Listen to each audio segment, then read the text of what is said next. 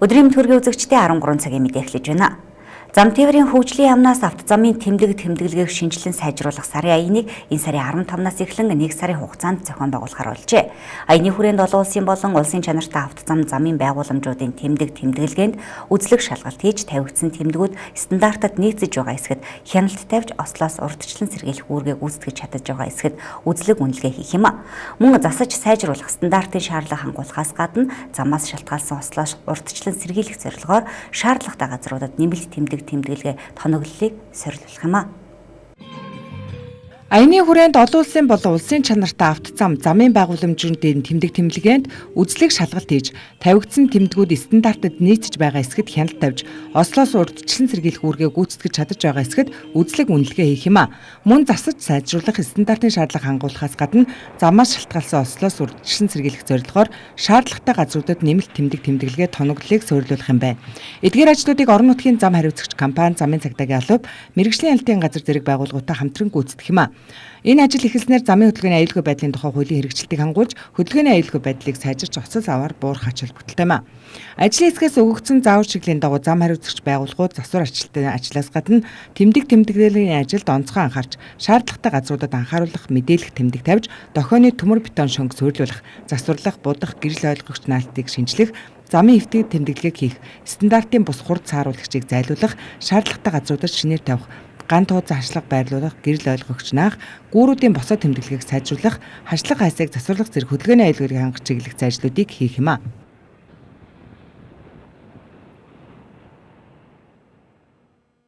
Улсын хурлын гишүүн инх хамгаалан чуулганы завсарлагын хугацаанд тойрогтой ажиллаж байна. Олон улсын валютын сангийн хөтөлбөрт хамрагдсан нь ямар ач холбогдолтой талаар иргэдэд мэдээлэл өгч, элэг бүтэн Монгол хөтөлбөрт хамрагдах боломжийн талаар зөвлөлөө. Их хурлын гишүүний ажилласан эхний сум нь Аршаант байлаа. Уулзалтын үеэр хөдөөгийн иргэд мэдээлэл цаг тухай бүртэн авах боломж бага байдаг талаар учирлж байна. Телевиз үзэж арайдаа сонсдогч ерөнхий мэдээлэл авахаас хэцэрдэггүй. Жишээ нь элэг бүтэн Монгол хөтөлбөр хэрэгжиж байгаа 40-65 насны иргэд хамрагдан гэдгийг нь ойлгодогч сумын төвд хөдөөгийн багт амьдарч байгаа иргэн хаана хандах, яаж үзүүлэх нарийн ойлгохгүй байгаамаа. Уулзалтын үеэр энэ бүхнийг нэг бүрчлэн тайлбарсан юм. Сумын төвөдөд цусны шинжилгээний урагш хүргэсэн 7 сартаа багтаан иргэд шинжилгээг өгөх юм. Хүсгэл аймгийн Аршаант сумын хэмжээнд 40-65 насны 800 иргэн байна. 65 хүртэл авнаа. Тэрнээс дээш нь авахгүй гэх. Тэрнээс дээш настай одоо нэг мань мэтийн юмнууд бол галзандаа гарсан болж байна уу? Ихээс тэр өвчин тусдгүй болж байна уу? Тэр нь амжилтдгүй болж байна уу? Энэ талаар нэг магадгүй хамаагүй. Хамгийн их өндөр вирустэй байж байгаа энэ насны ангил бол энэ 40-65 юм байна. Хамгийн өндөр. Тийм учраас өнөөдөр эхний ээлж эн чинь нэгдүгээр үе шат авахгүй энэ жил хийх гэж байгаа. Нэгдүгээр үе шатн дээр бид нар 60-65 насны бүх иргэдэд хамруулчээ. За эх жилээс бид нар 15-аас дээш гэж байгаа. 15 наснаас дээш бүх хэрэгтэй. Гэдэг чинь одоо өнөөдөр 100 байна уу 110 байна уу тийм ээ тэр хоорондох бүх иргэдэд бид нар хамруулад явнаа л гэж бодож байна. Элэгний вирусын шинжилгээнд хамрагдахын тулд эрүүл мэндийн даатгалаа төлсөн байх учиртай. Гэтэл ажилгүй орлогогүй иргэд энэ бэрхшээл үүсгдэг талаар хэлж байна. Гэхдээ нэг удаа 58 мянган төгрөгийн шимтгэл төлөхөд жилдээ 2 сая төгрөгийн эрүүл мэндийн үйлчилгээ авах эрх нэгдэж байгааг Аршаант сумын иргэдтэй уулзах үеэрээ нийгмийн бодлогын байнгын орны дарга тайлбарласан. Хүсгэл аймгийн Аршаант сумын тухайд архангаа хүсгэлийг холбох хатуу уучлалтай зам дагуу оршихсон. Тэгэхээр үлзийд хайрхан Аршаант тосонгийн чиглэлийн замыг хизээ барих талаар уулзалт бүрийн үеэр лавлаж асуусан. За энэ онд үлзийд хайрхны чиглэлийн зам эхэлж 2 жилийн хугацаанд дуусахаар засгийн газар төлөвлөжээ. Энэ зам мөрөнтэй холбогдвол Улаанбаатар хүсгэлийн чиглэлд 200 км-ээр дөт зорчих боломж бүрднэ. Мөн энэ онд тусам нь төвлөрсөн дулааны шугам сүлжээ сургууль соёлын төвийн асуудлуудыг шийдэх юм. Дээрээс нь инх хамгаалан гишүүний хувьд бол одоо энэ жил бол төсвийн ийм орлого хүндрэлтэй ийм жилүүд ч гэсэн энэ барих, ашиглах, эзэмших энэ концессийн гэрээний асуудал бол энэ нэгдсэн халаалт гэдэг энэ өнөөдөр байсан юмаа бид нар ашиглаж чадахгүй нураагаа айцсан. Газар дор 750 м 2 тараастай 1.5 км шугамыг бид нар ялцлаа айцсан өнөөдөр сууж байгаа шүү дээ. Барилгынхын дээвэр төмрөө унтсан, доторх зуухнуудын бүгдийн зараа идсэн ийм дээр байж байгаа. Энийг бид нар 850 сая төгрөгөөр өнөөдөр 6 сарын 24-нд тендерийн задлахаа ингэ сууж байна. Аршаант сум 5 багта багийн дарга болон багийн эмчнэр төрийн үйлчлэгийг иргэдэд хүрэхэд унаа хүрэлцдэггүй талаар тойргийнхоо гишүүнд олон удаа уламжилсан. Тэдний энэ хүсэлтэд биелэлээ олж нийт 9 мотоциклийг эзэдд нь хүргэлээ яралтай дуудлагад цагаалтгүй хүрэх боломж бүрдсэнд багийн эмчнэр баяртай байна.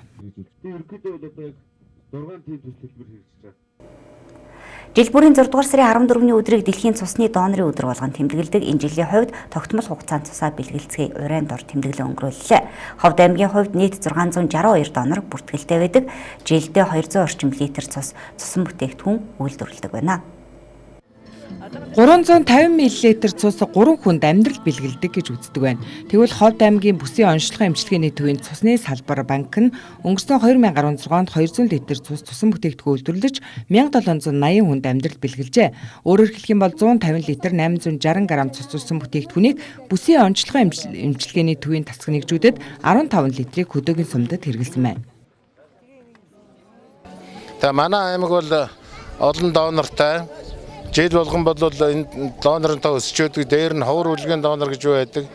Манай цусны төв бол их суурьсан, баруун бүсийг яасан их том төв болсон.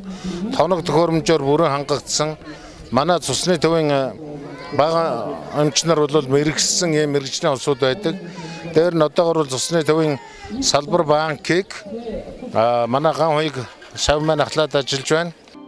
2017 оны эхний 6 сарын байдлаар 200 донороос цусны сэвэн цуглуулжээ. Жил бүрийн 6 дугаар сарын 14-ний өдөр тэмдэглэн өнгөрүүлдэг цусны донорын дэлхийн өдрийг байнгын донорын тоог нэмэгдүүлэх зорилгоор тогтмол хугацаанд цусаа бэлгэлцгээ уран дээр тэмдэглэн өнгөрүүллээ. За нийт нэг 16 литр орчим цус өгсөн байдгийг.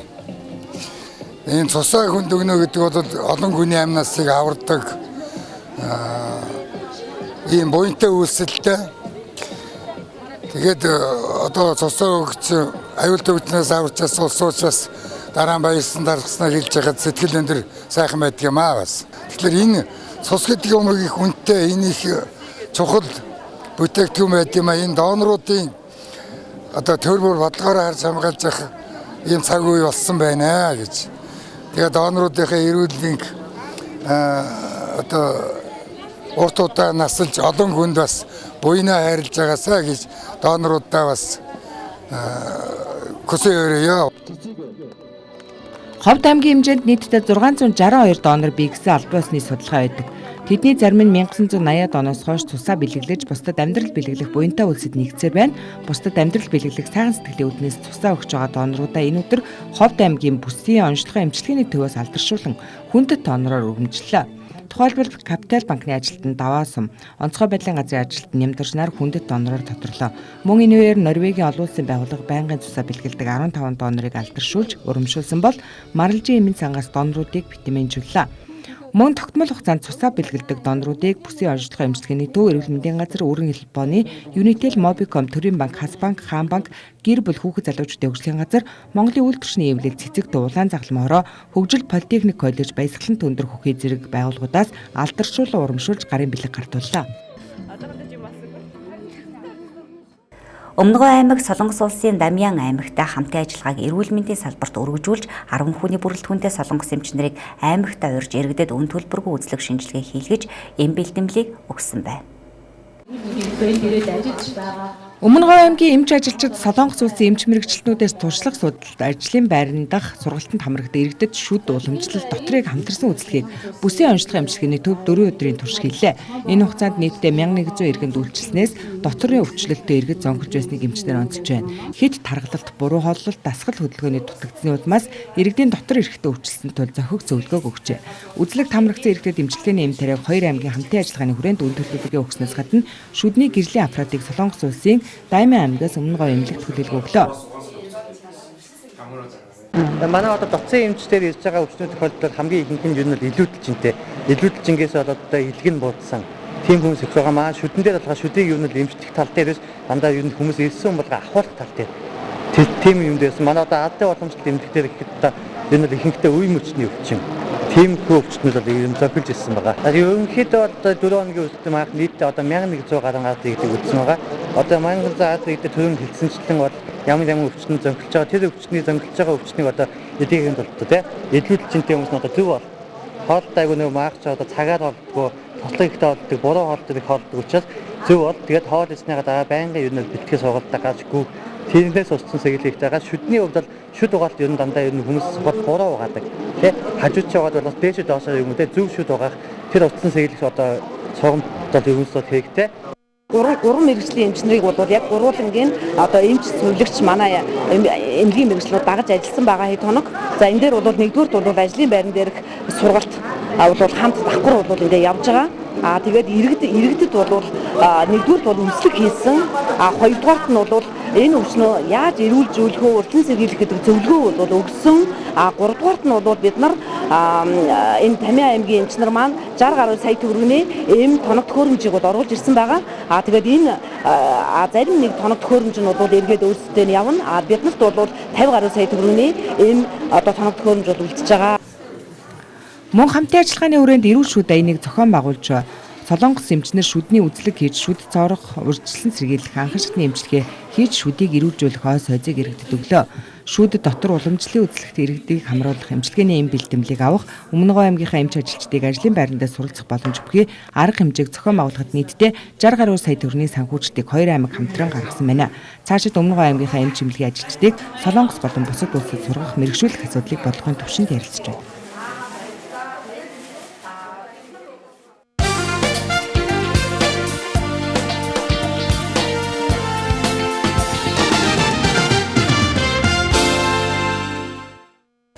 Азийн мэдээ танилцуулъя. Английн нийслэл Лондон хотын баруун хэсэгт байрлах орон сууцны барилгад гал гарч чадсанаас нийтдээ 12 хүн амь алджээ. Энэ талаар Лондон хотын цагдаагийн газар мэдээлж цаашид золгүй явдалд өртөгсдийн тоо нэмэгдэж болзошгүй гэсэн байна. Лондон хотын баруун хэсэгт байрлах хойд Кенсингтон дүүргийн Гренфелл Таурт гарсан галын улмаас 24 давхар барилга бараг бүхэлдээ шатжээ. Гал гарах үед орон сууцны зориулт бүхий өндөр замхагт 600 хүн байсан гэж аврагчид мэдээлсэн юм а. Гал гарч эхлэх үед оршин суугчдыг яаралтай нүүлгэн шилжүүлсэн ч барилгын дээд давхруудад хүмүүс аврал ирэн хүлээж байжээ. Галын улмаас 68 хүн гэмтэж түлэгдэн эмнэлэгт хүргэгдснээс 18 хүний биеийн байдал хүнд байгаа гинэ. Түүнчлэн орон сууцны барилгад амьдарч байгаа байсан хэд хэдэн хүн сургаггүй алгуулсан тооцогдчихэ. Гал барилгын 2 давхраас эхлэн асч дээшээ барилгыг бараг бүхэлд нь хамран шатснаас барилга хизээ мүдгүүнөр хаюултай болжээ. Лондонд гарсан галыг унтраахаар гал сөнөх 40-од машин 200 гаруй гал сөнөгч ажилласан юм. Галын дуудлага ирсэн даруйд ихний гал сөнөх баг 6 минутын дараа газар дээр очижээ. Лондон хотын гал сөнөх албаны даргаад Дэни Коттон галын хамарсан хүрээ учирсан хохирол маш их байгааг онцолсон байна. Гал давтан шатсан Гренфелл Тауэр гэх барилга нь 1974 онд баригдсан саяхан барилгад эс сурын ажил хийгдэж эхлээд байжээ. Малайз улс хөрш зэрэгэлдэх Индонез болон Филиппин улсуудтай хамтарсан агаарын эрүүл хамгаалт явуулж ухаар тогтжээ. Энэ зорилгоор агаарын хамтарсан эргүүлийн бүс байгуулахаар ажиллаж байна. Малайзийн батлан хамгаалахын сайд Ихиша Муудийн Хусейны мэдэгдснээр хөрш улс орнууд ASEAN-ийн хамтын ажиллагааны хүрээнд алан хядлах терроризмын аюул занал хийлгээс сэргийлэх тал дээр хамтарч ажиллахаар тогтсон байна. Энэ ажлын хүрээнд Малайз, Индонез, Филиппин зэрэг орнууд агаарын нэгдсэн эрүүл хамгаалтын бүс байгуулж хамтран ажиллахаар тогтжээ. Эхний ээлжинд Филиппиний Минданао арлын орчим дах агаарын бүсэд эрүүл хамгаалтаа төвлөрүүлж хамтарсан эрүүл хийхээр болсон байна. Америкийн Лос Анжелес хотод олон улсын интернет онлайн тоглоомын үзэгслийн яармаг үүд хаалгаа нээжээ. Electronic Entertainment Expo нэртэй олон улсын үзэгслийн яармагт дэлхийн өнцөг булан бүрээс тоглоом үйлдвэрлэгч 260 гаруй компани оролцож байна. Энэ нь өнгөрсөн жилдээ харьцуулахад олон улсын үзэгслийн яармагт оролцож байгаа виртуал онлайн интернет тоглоом үйлдвэрлэгчдийн тоо бараг 2 дахин нэмэгдсэн хэрэг юм а. Үзэгслийн яармагт Япон улсаас хамгийн олон тоглоом бүтээгчид оролцож өөрсдийн шинэ технологиг танилцуулж байна. Арга хэмжээг зохион байгуулагчдыг үзэж байгаагаар 2020 он гэхэд энэ салбарын нийт зах зээлийн хэмжээ тэлж 140 тэрбум долларт хүрнэ гэж үзэж байна. Фижид өнгөрсөн 2006 оноос хойш улсынхан сүүдрийн эдийн засагт бохир хууль бус аргаар бараг 2 тэрбум доллар орж ирсэн талаар албаны их сурвалж мэдээлжээ.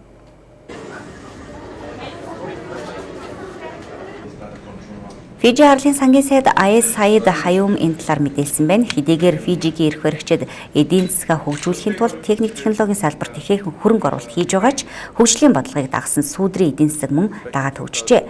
Фижи татврын мониторингийг хөгжүүлж, хууль бусаар үйл ажиллагаа явуулж байгаа ч бохир аргаар орж ирж байгаа, эргэлдэж байгаа хөрөнгө мөнгөний урсгалыг нарийн хянаж чадахгүй байгаамаа.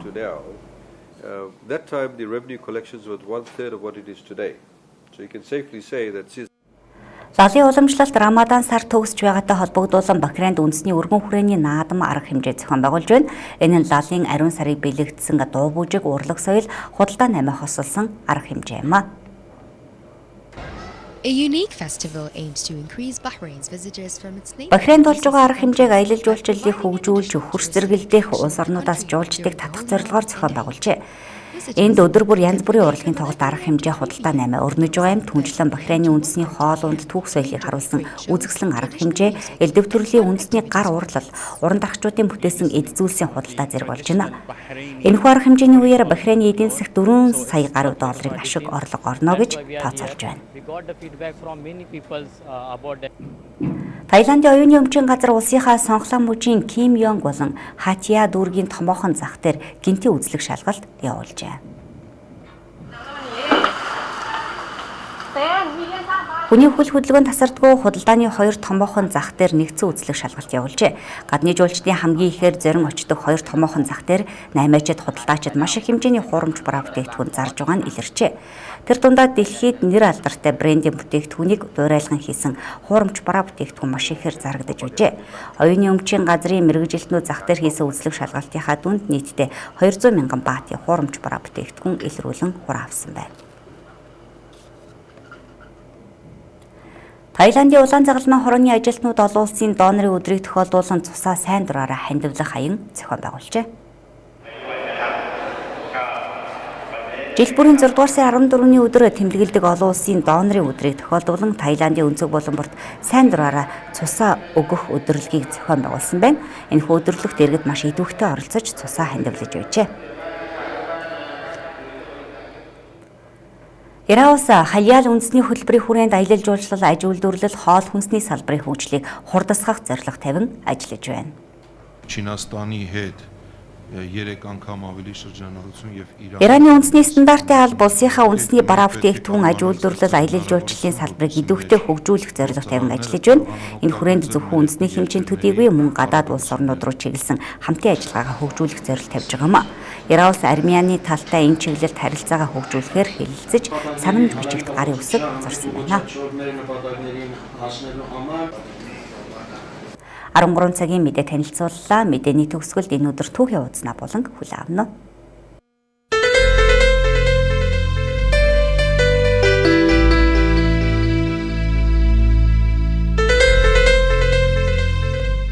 Манай эрдний 763 онд хүн төрлөختн нар хэртэлтийн талаар анх сурвалж бичигт тэмдэглэн үлдээжээ.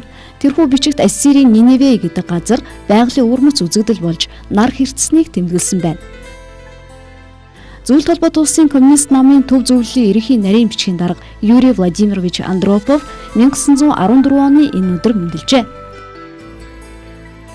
Грекийн дуурийн дуучин Алтан гургалдаа нэрээрээ дэлхийд алдаршсан Демис Руссос хэрвээ амьд сэрүүн байсан бол өнөөдөр 70 нас хүрэх байжээ. Тэрээр 1947 оны энэ өдөр мэндэлсэн юм. Италийн нэртэй кино жүжигчин найруулагч Альберто Сорди 1920 оны энэ өдөр мэндэлжээ. Английн жүжигчин Малкольм Макдауэлл өнөөдөр 74 нас хүрч байна. Тэрээр 1943 оны энэ өдөр мэндэлжээ. Макдауэлл Азтай эр, Хааны алуурчин зэрэг олон кинонд тоглож үзэгчдийн танил алдартай жүжигчин болсон юм а. Оросын нэртэй кино найруулагч Василий Пичул 1961 оны энэ өдөр мэндэлжээ. Түүний бүтээсэн бяцхан Вера кино 90-ад оны үед шуугиан тарж байсан. Пичул түнчлэн телевизийн хэд хэдэн томоохон төсөл болох Хүүхэлдээнүүд мүлд эрхэм зэрэг Хүүхэлдээн баатруудаар хийсэн шок хошин илэглэл мөн Старые песни о главном буюу дурлалын тухай хуучны дуунууд нэртэй шинэ жилийн дууны зохиомжит цуврал нэвтрүүлгийг хийсэн юм а. Америкийн жаз хөгжмийн нэртэй дуучин Элла Фицжеральд 1996 оны энэ өдөр хорвоогийн мөхөсийг үзүүлжээ. Хөгжмийн ая хэмнэлийг нарийн мэдэрч өөрийн гэсэн өвөрмөц хүчтэй хоолоогоор дуулдаг байсан түүнийг жаз хөгжмийн тэргүүн хатагтай гэж нэрлэдэг байжээ. Элла нийтдээ 250-аад дуудуулж хөгжмийн Грэмми шагналыг 13 удаа хүртэж байжээ. 1826 оны энэ өдөр Арканзас мужи Америкийн 25 дахь мужи болон албан ёсоор бүртгэгджээ. 1883 оны энэ өдрөөс эхлэн Германд ажилчдыг эрүүл мэндийн даатгалд хамруулах систем нэвтэрчээ. Бразилийн хөл бөмбөгийн шигшээ багийн тамирчин 17 настай Пеле 1958 оны энэ өдөр Шведэд зөвлөлт холбоот улсын багтай хийсэн тэмцээнд гялалтсан тоглолт үзүүлж дэлхийн аваргын тэмцээний хөл бөмбөгийн шинэ од болон төржээ. 1979 оны энэ өдөр Сильвестр Сталлонегийн гол дүрдэн тоглосон Рокки 2 кино дэлгэцснээ гарчээ. 1994 оны энэ өдөр Ватикан, Израиль улсууд дипломат харилцаа холбоо тогтоожээ.